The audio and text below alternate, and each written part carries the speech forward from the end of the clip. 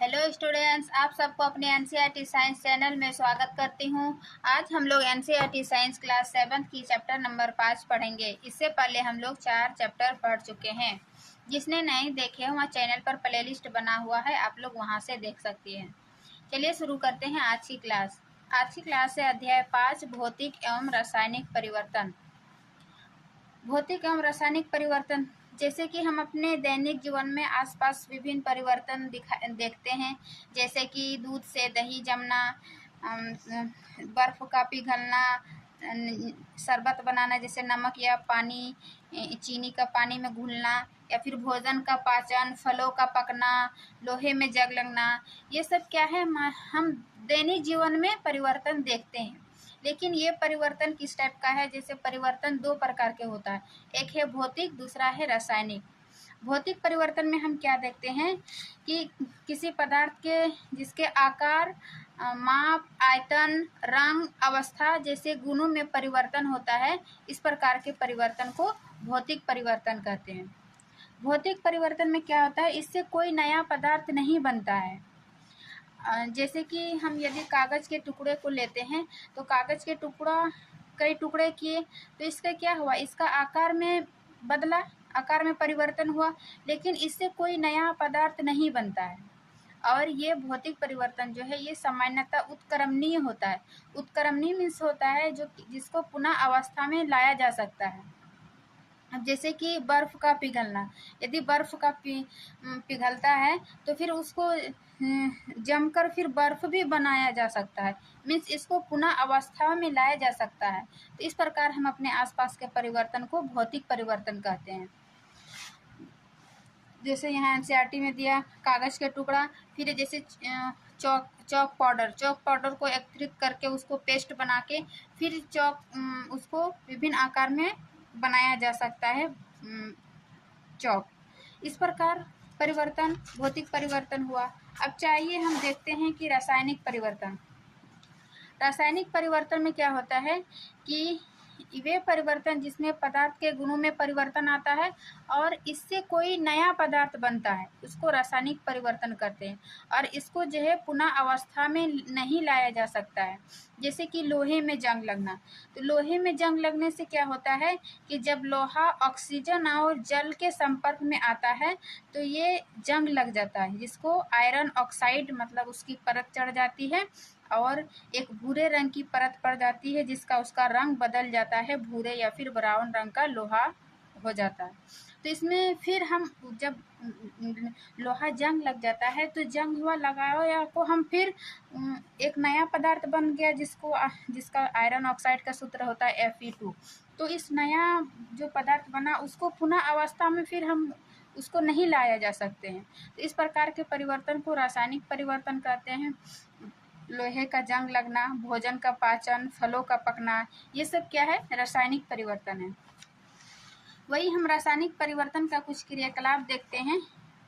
जैसे कि यहाँ दिया हुआ है मैग्नीशियम का जलता हुआ फीता। मैग्नीशियम का जलता हुआ फीता क्या है कि जब मैग्नीशियम को ऑक्सीजन के ऊपर ऑक्सीजन के साथ संपर्क करते हैं, जैसे मैग्नीशियम को फीता जलाए तो जलाने से क्या होता है कि इसमें एक सफ़ेद पाउडर जैसा बन जाता है। तो ये सफ़ेद पाउडर जो बनता है इसको मैग्नीशियम ऑक्साइड कहते हैं। तो इससे क्या हुआ कि मैग्नीशियम को ऑक्सीजन के साथ अभिक्रिया से मैग्नीशियम ऑक्साइड बना, और फिर ये मैग्नीशियम ऑक्साइड को यदि हम जल के साथ रिएक्शन कराएंगे तो ये मैग्नीशियम हाइड्रोक्साइड बनता है। तो मैग्नीशियम हाइड्रोक्साइड बना तो उसको फिर से हम मैग्नीशियम या फिर मैग्नीशियम ऑक्साइड नहीं बना सकते हैं। तो ये इस प्रकार हम देखें कि मैग्नीशियम रिबन में भी रासायनिक परिवर्तन होता है। फिर वही दूसरा उदाहरण आपका दिया हुआ है, लोहे और कॉपर के सल्फेट की प्रतिक्रिया है। इसमें एक क्रियाकलाप दिखाया गया कि लोहे और कॉपर सल्फेट के विलयन से क्या होता है। जैसे कि दो बीकर लिए, एक बीकर में क्या डालते हैं, कॉपर सल्फेट, और कॉपर सल्फेट के साथ कुछ सल्फ्यूरिक अम्ल के कुछ बूंद डालते हैं तो इसका रंग जो है वो नीला रंग हो जाता है। सबसे पहले हम कॉपर सल्फेट लिए, उसके बाद सल्फ्यूरिक अम्ल की कुछ बूंद डालते हैं तो ये बूंद डालने से इसका रंग नीला हो जाता है। उसके बाद फिर हम उसमें लोहे के कील या कोई भी लोहे का कील लेते हैं और उसको आधा घंटा के लिए उसी पानी में छोड़ देते हैं। अब क्या देखते हैं कि विलयन का रंग जो नीला से ये हरा हो जाता है। तो मतलब नीला से ये हरा किस कारण बना? तो इसमें जो कॉपर सल्फेट के से जो रिएक्शन हुआ कॉपर सल्फेट और लोहा का, उस कारण से नीला से हरा बन जाता है। वही फिर जो बना आयरन सल्फाइड, इसको फिर कॉपर से अभिक्रिया करके ये भूरा, मतलब जैसे ये ब्लेड डालते हैं तो इसका रंग भूरा हो जाता है। तो ये कॉपर की वजह से हो गया। तो इस प्रकार देखा कि रंग में भी परिवर्तन हुआ और एक से अधिक पदार्थ बना, तो ये रासायनिक परिवर्तन हुआ। जैसे यहाँ समीकरण से दिया हुआ है कि कॉपर सल्फेट के विलयन में जब हम कॉपर सल्फेट को नीला थोथा भी कहते हैं, इसको जब हम आयरन के साथ अभिक्रिया करते हैं तो ये क्या बना? आयरन सल्फेट यानी FeSO4, जो कि हरा हुआ किसके वजह से? कॉपर सल्फेट की वजह से। फिर ये कॉपर के साथ अभिक्रिया करके क्या ये भूरा निक्षेप, मतलब भूरा रंग देता है। ये जैसे जंग लग जाता है उसी टाइप का ये लोहा प्रतिक्रिया बन जाता है। तो ये सब क्या है? रासायनिक परिवर्तन। फिर हम तीसरा देखते हैं कि एनसीईआरटी में जो दिया है, जैसे चूने का पानी का दूधिया हो जाता है तो किस कारण होता है? जैसे 2 बीकर लिए, एक में क्या लेते हैं? सिरका और उसमें कुछ खाने का सोडा डालते हैं। तो सिरका और खाने का सोडा डालने से क्या हुआ? इसमें कुछ मतलब बुदबुदाहट की ध्वनि सुनाई पड़ता है और बुदबुदाहट की ध्वनि सुनाई देने के साथ कार्बन डाइऑक्साइड गैस उत्पन्न होता है, जो इस प्रकार व्यवस्था करके और फिर दूसरा एक बीकर में चूने का पानी लेते हैं। अब चूने के पानी का कार्बन डाइऑक्साइड गैस जब डालते हैं इसमें, तो चूने का पानी जो है वो दूधिया हो जाता है। तो इस प्रकार रासायनिक परिवर्तन में भी हम देखें कि रंग में परिवर्तन हो जाता है, प्लस बुदबुदाहट की ध्वनि सुनाई पड़ता है, मतलब गैस उत्पन्न होता है। तो ये थी एक रासायनिक परिवर्तन। हम रासायनिक परिवर्तन को और भी मतलब क्या क्या परिवर्तन है हम उसको देख सकते हैं। जैसे कि उसमें क्या क्या घटनाएं होती है। जैसे उष्मा, उसके साथ क्या होता है? उष्मा प्रकाश अथवा किसी अन्य प्रकार के विकिरण का निर्मुक्त होना यानी बाहर होना। उष्मा प्रकाश का एक उदाहरण हम किसमें देख सकते हैं? पटाखों में। पटाखों में क्या होता है कि पटाखों का जब विस्फोट होता है तो उसके साथ एक रासायनिक परिवर्तन को हम बहुत अच्छा से देख सकते हैं। जैसे कि जैसे ही पटाखा विस्फोट होता है तो उसमें क्या निकलता है? उष्मा निकलता है, मीन्स गर्मी, जो कि उष्मा एक जैसे आग जैसा हुआ ना, तो आग क्या हुआ? वो उष्मा हुआ। फिर हमें क्या मिलता है? प्रकाश मिलता है, मीन्स रोशनी। फिर उससे एक ध्वनि उत्पन्न हुआ और बहुत सारे मतलब गैसें उत्पन्न होती है, जो कि वायुमंडल के लिए प्रदूषित करती है। इसलिए हमें दिवालियों में पटाखों ना जलाने की सलाह दी जाती है। तो इससे क्या हुआ? उष्मा भी निकला। ये मतलब पटाखों का विस्फोट होना ये एक रासायनिक परिवर्तन दिखाता है। तो ये इसमें क्या निकला? उष्मा हुआ, प्रकाश हुआ और भी किसी अन्य विकिरण का बाहर होना। फिर इससे क्या हुआ? ध्वनि का उत्पन्न हुआ, पटाखों का फोड़ना, ध्वनि उत्पन्न हुआ। फिर है कि गंध में परिवर्तन होना अथवा किसी नई गंध का बनना। उससे एक प्रकार की, जैसे भी पटाखों को भी फोड़ते हैं तो हमें एक स्मेल सा आता है, तो क्या हुआ? एक गंध का बनना। फिर है रंग में परिवर्तन, जैसे कि कॉपर सल्फेट के विलयन में सल्फ्यूरिक अम्ल की कुछ बूंद डाले तो उसमें क्या हुआ? भूरा रंग की नीला रंग का हो गया। तो इस प्रकार रंग में भी परिवर्तन हो गया। फिर किसी गैस का बनना, जैसे सिरका और खाने का सोडा डाले तो उससे कौन सा गैस निकलती थी? Carbon dioxide. तो इस प्रकार ये सभी क्रिया जो है रासायनिक परिवर्तन का था, जो कि हम रासायनिक निम्न घटनाएं क्या क्या होती है वो देख लिए। रासायनिक परिवर्तन में नया पदार्थ बनता है, 2 या 2 अधिक पदार्थ बना। फिर है रंग में परिवर्तन, गैस का बनना, ध्वनि में उत्पन्न होना, ये सभी रासायनिक परिवर्तन का उदाहरण थे। अब हम देखते हैं लोहे में, जैसे कि इसमें डिटेल बताया कि लोहे में जंग लगना। लोहे में जंग लगना जब ऑक्सीजन वातावरण में ऑक्सीजन और जल की उपस्थिति में आता है तो आयरन ऑक्साइड बनता है। मैंने लोहे में जंग लगना, इसमें क्या होता है? एक भूरे रंग की परत सी जम जाती है, जो लोहे में जंग लगना कहते हैं।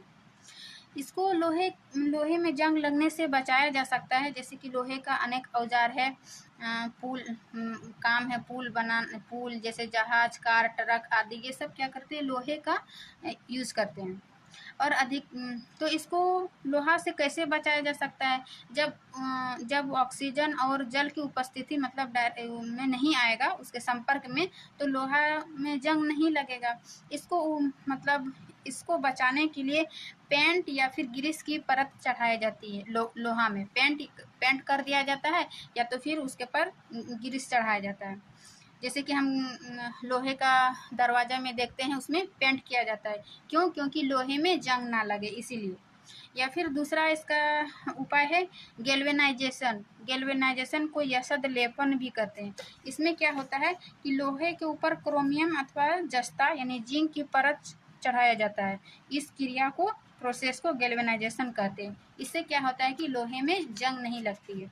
क्यों? क्योंकि वो डायरेक्ट ऑक्सीजन और पानी के संपर्क में नहीं आता है, इस प्रकार वो जंग से बच जाती है। हम अधिकतर देखते हैं कि जो जहाज होता है वो भी एक भारी मात्रा लोहा का ही बनाया जाता है, और वो हमेशा मतलब एक भाग पानी में डूबा हुआ रहता है। तो इस पानी में डूबा हुआ कारण भी लोहा जल्दी खराब हो जाता है। हम पेंट करते हैं, ग्रीस देते हैं, गैल्वेनाइजेशन करते हैं, फिर भी इसके सामान को मतलब साल मतलब प्रत्येक वर्ष इसको बदला जा सकता है, ताकि लोहे में बहुत जल्दी मतलब जंग लग जाता है। तो इस प्रकार हम देखिए लोहे में जंग लगा, जो लोहे में जंग लगने के उपाय भी हम देखे। अब आपके एक लास्ट है क्रिस्टलीकरण। क्रिस्टलीकरण क्या है? इसमें क्या होता है कि मतलब किसी पदार्थ के शुद्ध क्रिस्टल जो है उनके विलयन से प्राप्त किया जाता है, और इस प्रोसेस को क्रिस्टलीकरण कहते हैं। जैसे कि हम यहाँ पे दिखाए कॉपर सल्फेट का यदि हम क्रिस्टलीकरण प्राप्त करें, तो सबसे पहले हम क्या करते हैं कि एक जल में उबालते हैं। जल उबालने से क्या, उसके बाद क्या करते हैं, सल्फ्यूरिक अम्ल के कुछ बूंद डालते हैं। उसके बाद कॉपर सल्फेट का चूर्ण जो उसमें धीरे धीरे जल में लगातार चलाते हैं, और ये तब तक मिलाते हैं उसमें कॉपर सल्फेट को जब तक कि इसमें और इसमें घुल ना जाए और घुलना संभव ही ना हो। तब उसके बाद क्या करते हैं, इस विलयन को ठंडा करते कॉपर सल्फेट का क्रिस्टल तैयार हो जाता है। तो इस प्रकार क्रिस्टलीकरण की प्रक्रिया होता है कि किसी पदार्थ के शुद्ध क्रिस्टल जो है उनके विलयन से प्राप्त किया जा सकते हैं। इसी क्रिया को क्रिस्टलीकरण कहते हैं। तो ये अध्याय 5 का थ्योरी जो समाप्त होता है आपका। अब हम चलते हैं अपने अभ्यास की ओर। देखिए, निम्नलिखित प्रक्रमों के अंतर्गत होने वाले परिवर्तनों को भौतिक अथवा रासायनिक परिवर्तन के रूप में वर्गीकृत करें। अब जितना भी हम देखें कि भौतिक परिवर्तन में क्या होता था, रासायनिक परिवर्तन में क्या होता, उसको मतलब अलग अलग कीजिए। जैसे प्रकाश संश्लेषण। प्रकाश संश्लेषण में क्या होता है कि वातावरण से कार्बन डाइऑक्साइड, सूर्य और पत्ती के क्लोरोफिल में से क्या बनता है, वो भोजन का निर्माण करता है, कार्बोहाइड्रेट का बनना। तो फिर क्या, कार्बोहाइड्रेट को हम वापस उसी बदला जा सकता है? नहीं। तो प्रकाश संश्लेषण की क्रिया जो है एक रासायनिक परिवर्तन हो गया। तो इसमें कौन सा क्रिया रासायनिक परिवर्तन है और कौन सा उदाहरण भौतिक है? इसको तो ये हो जाएगा रासायनिक परिवर्तन। आप लोग लिख लीजिएगा, थोड़ा सा हम लिख देते हैं रासायनिक परिवर्तन। इसको केमिकल चेंज कहते हैं, इसको शॉर्ट में लिखेंगे हम, केमिकल CHNG। फिर है जल में शक्कर को घोलना। जल में शक्कर को घोलना मतलब जल में चीनी को घोलना। तो ये क्या हुआ, एक भौतिक परिवर्तन होता है। भौतिक परिवर्तन को क्या कहते हैं? Physical change.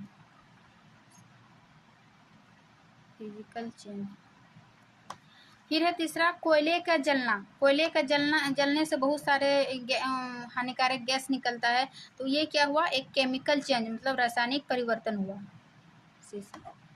फिर है मोम का पिघलना। मोम का पिघला, फिर उसको मोम प्राप्त किया जा सकता है। तो ये क्या हुआ, एक फिजिकल चेंज मतलब भौतिक परिवर्तन। फिर एल्यूमिनियम के टुकड़े को पीट कर उसका पतला फाइल बनाना, पत्र बनना। एल्यूमिनियम के टुकड़े को पीट कर उसको चादर बनाया जाता है, या फिर पतला शीट बनाना। तो फिर उसको एल्यूमिनियम के टुकड़े को फिर उसी रूप मतलब उसको पुनः अवस्था में लाया जा सकता है, तो इसको ये क्या हो जाएगा, फिजिकल चेंज मीन्स भौतिक परिवर्तन।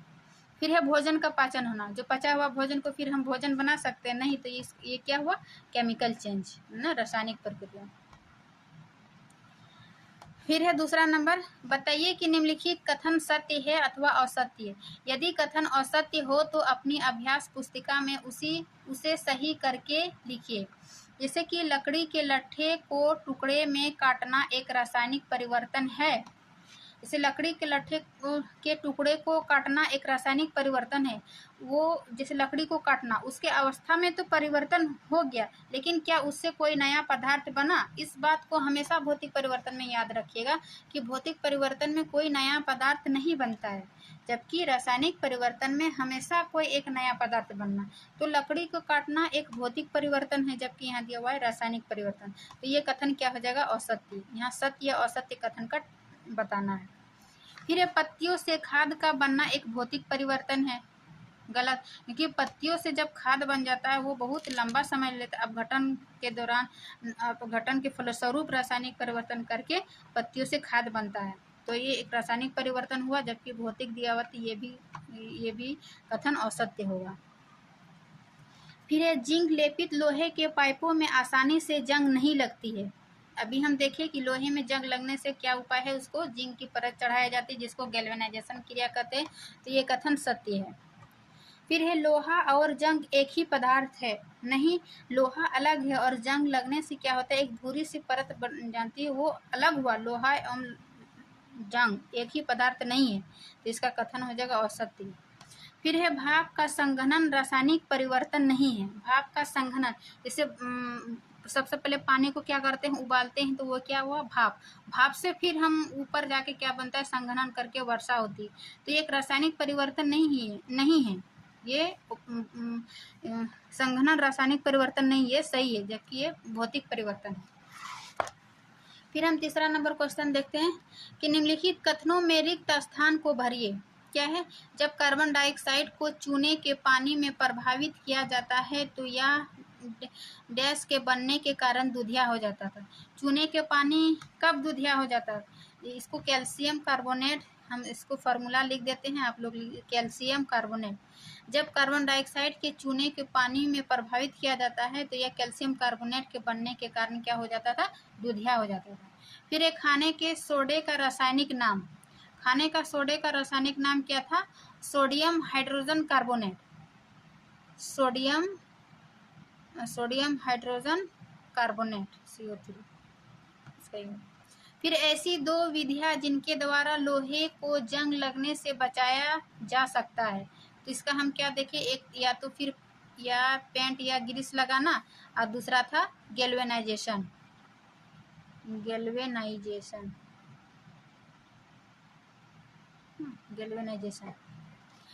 फिर एक गो नंबर, ऐसे परिवर्तन भौतिक परिवर्तन कहलाते हैं जिसमें किसी पदार्थ के केवल डैश गुणों में परिवर्तन होता है।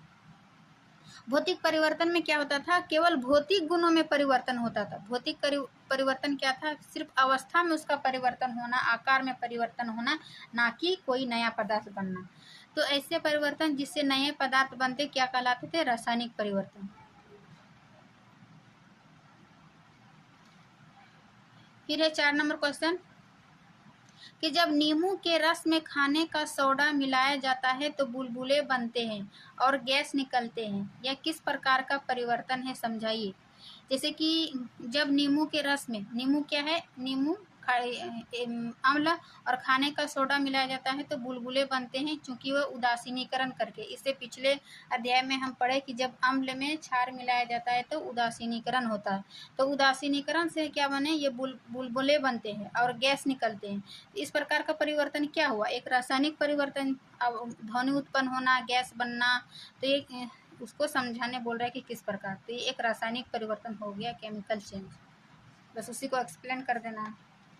फिर जब कोई मोमबत्ती जलती है तो भौतिक और रासायनिक परिवर्तन दोनों होते हैं, इन परिवर्तनों की पहचान कीजिए। ऐसे ही किसी ज्ञात प्रक्रम का एक अन्य और उदाहरण दीजिए जिसमें भौतिक और रासायनिक परिवर्तन दोनों होते हैं।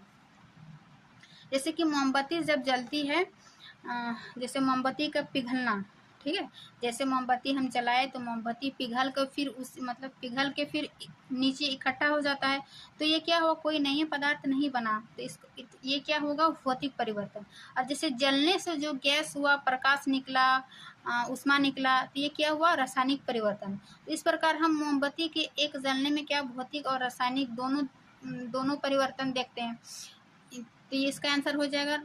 फिर वही पूछ रहा है कि ऐसे ही किसी और एक उदाहरण दीजिए जिसमें भौतिक और रासायनिक परिवर्तन दोनों होता है। तो इसका एक और उदाहरण हम देखते हैं कि किसमें, एलपीजी गैस में, जो कि हमारे सिलेंडरों में जो गैस भरा हुआ रहता है वो द्रव के रूप में रहता है, लेकिन जब ये बाहर निकलता है तो वो गैस में जलने लगता है, गैस के रूप में। गैस जल के क्या देता है, हमें प्रकाश देता है और अन्य गैस उत्पन्न होता है। तो ये प्रकार रसोई के एलपीजी गैस में दोनों प्रक्रम देखा जा सकता है, भौतिक और रासायनिक परिवर्तन। तो इसका उदाहरण हो जाएगा। फिर 6 का कि आप यह कैसे दिखाएंगे कि दही का जमना एक रासायनिक परिवर्तन हुआ। क्योंकि दही से जो दूध बना, दूध से जो दही जमा, तो वो दूध और दही दोनों अलग अलग पदार्थ हो गया। मतलब दूध से दही बनना एक नया पदार्थ बन गया, जो कि दूध से दही कौन जमाता, मतलब बहुत सारे बैक्टीरिया करके दही जमाता है, तो ये एक रासायनिक परिवर्तन हुआ। तो मतलब कैसे दिखाए कि दही का जमना एक रासायनिक परिवर्तन, वही एक्सप्लेन करना। फिर है 7वां नंबर, समझाइए कि लकड़ी के जलने और उसे छोटे टुकड़ों में काटने को दो भिन्न प्रकार के परिवर्तन क्यों माना जाता है। लकड़ी के जलने से हमें क्या प्राप्त हुआ, जो धुआं निकलता है, गैस निकलता है, प्रकाश निकलता है, ऊष्मा निकलता है, तो ये क्या हुआ, लकड़ी के जलना एक रासायनिक परिवर्तन हुआ।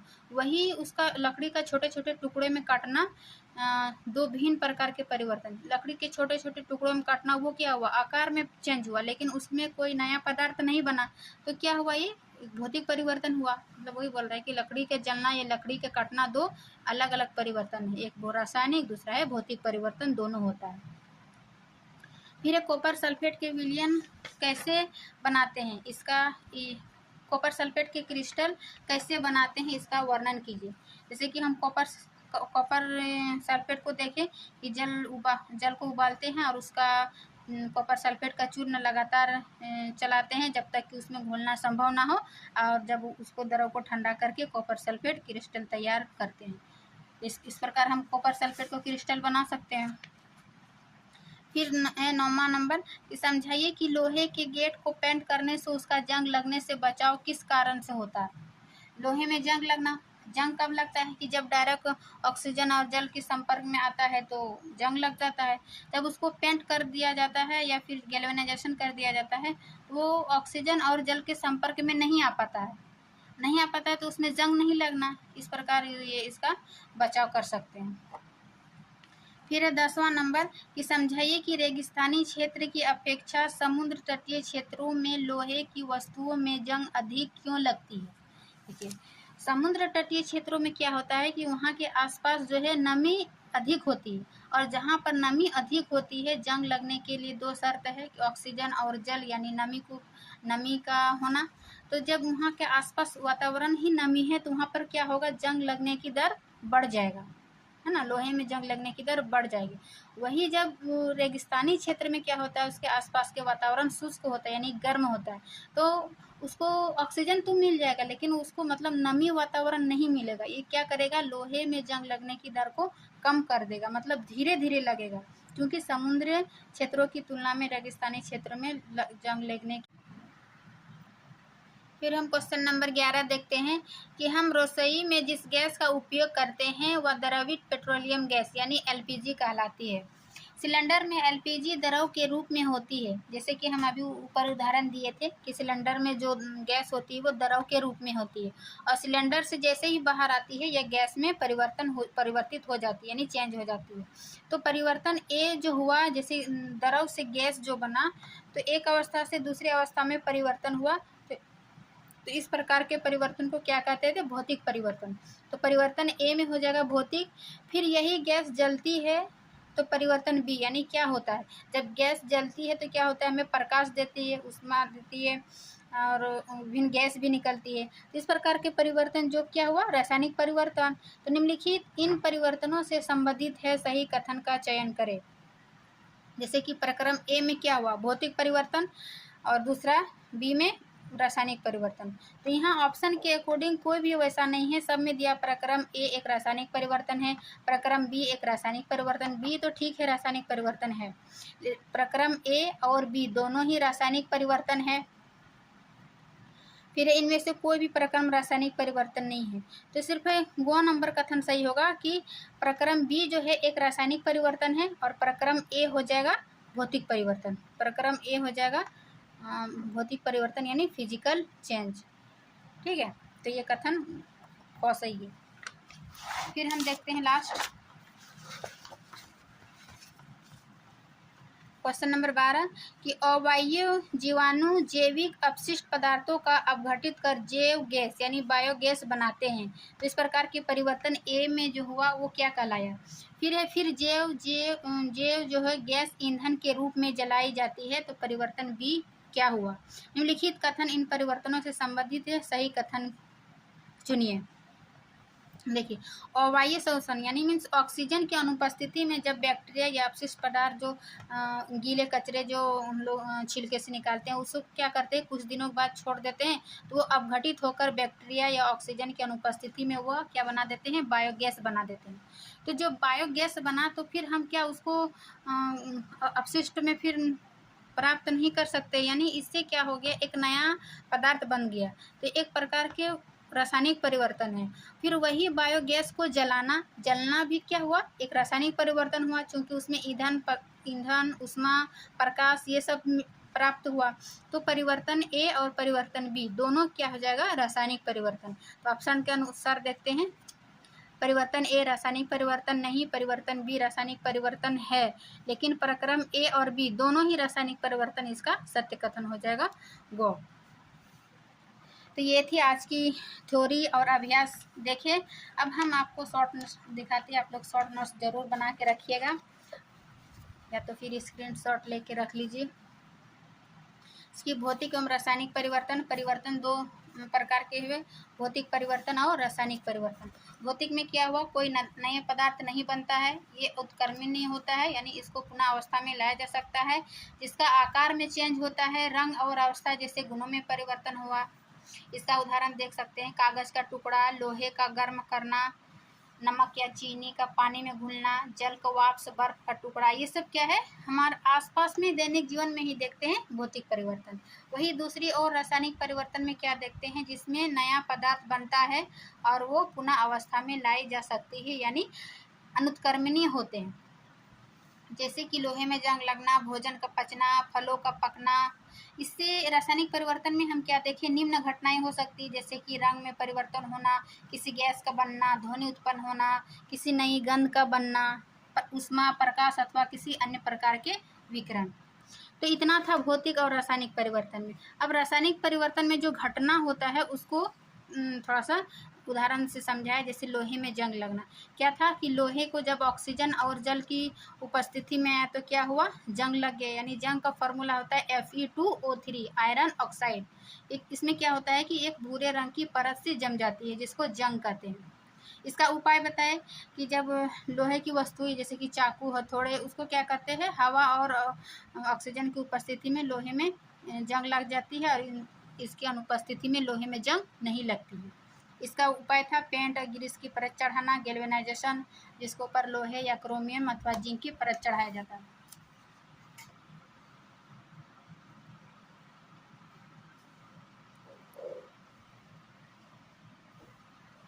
ये देख लिए आप लोग, अच्छा से देख लीजिए।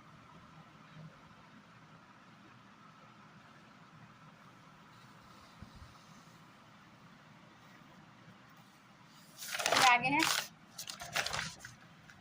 मैग्नीशियम रिबन में परिवर्तन। मैग्नीशियम रिबन क्या होता था कि जब मैग्नीशियम ऑक्सीजन के साथ जलाते थे तो क्या बना, मैग्नीशियम ऑक्साइड, जो कि सफ़ेद पाउडर जैसा बन जाता था, इसी को मैग्नीशियम ऑक्साइड कहते हैं। फिर मैग्नीशियम ऑक्साइड को जब जल के साथ अभिक्रिया करवाए तो क्या बना, मैग्नीशियम हाइड्रोक्साइड।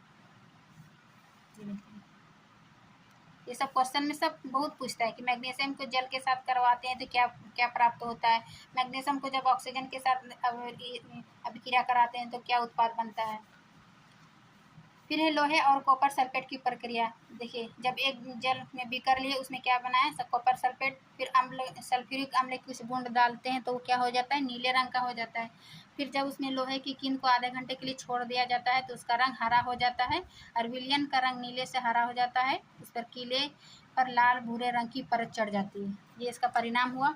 इसका एक समीकरण देख लीजिए। CuSO4 को जब Fe के साथ करते हैं तो हरा Fe आयरन सल्फेट का विलयन प्राप्त हुआ, प्लस कॉपर जो प्राप्त हुआ वो क्या हुआ, भूरे रंग का निक्षेप प्राप्त हो जाता है। फिर है चौथा, चूने का पानी का दूधिया होना। चूने का पानी का दूधिया होना किसके कारण होता था, कार्बन डाइऑक्साइड गैस डालने से। जैसे सिरका और खाने का सोडा मिलाए तो कार्बन डाइऑक्साइड गैस बना, फिर उसको चूने के पानी में डाले तो ये दूधिया हो जाएगा। इसका समीकरण है ये, सिरका खाने का सोडा डाले, सोडियम हाइड्रोजन कार्बोनेट, वो क्या बना, कार्बन डाइऑक्साइड। कार्बन डाइऑक्साइड को फिर चूने के पानी से मिलाया तो क्या बना, कैल्शियम कार्बोनेट और जल प्राप्त होता। ये समीकरण इम्पोर्टेंट है, लिख लीजिए। फिर है लास्ट क्रिस्टलीकरण। देखिए कि किसी पदार्थ के शुद्ध क्रिस्टल उनके विलयन से प्राप्त किए जा सकते हैं, यह प्रक्रिया क्रिस्टलीकरण कहलाती है।